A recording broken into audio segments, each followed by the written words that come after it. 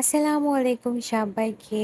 Office শেষ করে বাসায় ফেরার পথেই ফুচকার দোকান দেখলাম। মামা প্রত্যেক দিনই এখানে বসে, তবে আমি আগের মতো আর বাইরে রাস্তার দোকান থেকে তেমন কিছু খাই না। ভেলপুরি আমার অনেক বেশি পছন্দের খাবার। আর এই ছোট ছোট ফুচকাগুলো আমার অনেক বেশি ভালো লাগে। মামাকে বলেছিলাম, মামা আমি বাসায় নিয়ে যাব, সেইভাবে বানাই দেন। এই ছোট ছোট বাচ্চা ফুচকাগুলো আমি মামার দোকান থেকে 30 টাকা দিয়ে কিনেছি। সাথে এই টকটা দিয়েছে, টকটা খুবই কম দিয়েছিল।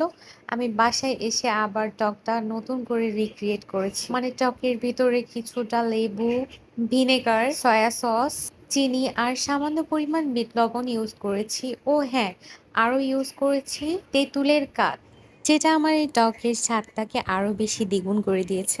একা রাস্তায় দাঁড়িয়ে খেতে আমার ভালো লাগছিল না, তাই ভাবলাম যেহেতু আম্মু অনেক বেশি পছন্দ করে আর খালামণিও আছে, বাসায় গিয়ে কেননা সবাই মিলে একটু মজা করে আজকে খাই। বড় বড় এই ফুচকাগুলো বাসায় ছিল, আম্মু এগুলা তেলে ভেজে নিয়েছে।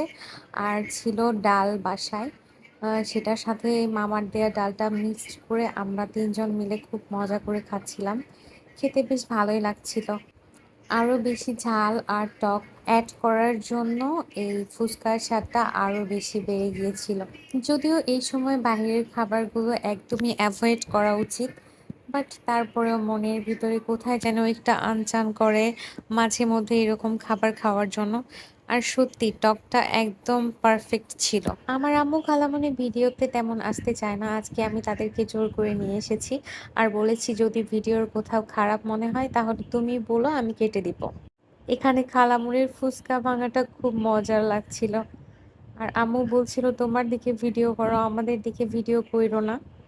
এই ফুচকা খাওয়া শেষ করে আবার আমরা বাজার করতে যাব। আমি অফিস থেকে এসেছি রাতে, আর বাসায় তেমন বাজার নেই, এজন্য বাজারে যেতে হবে। এর মধ্যেই ওয়াইফাইয়ের লোক ফোন করে বলেছে তারা বাসায় আসবে ওয়াইফাই চেক করার জন্য।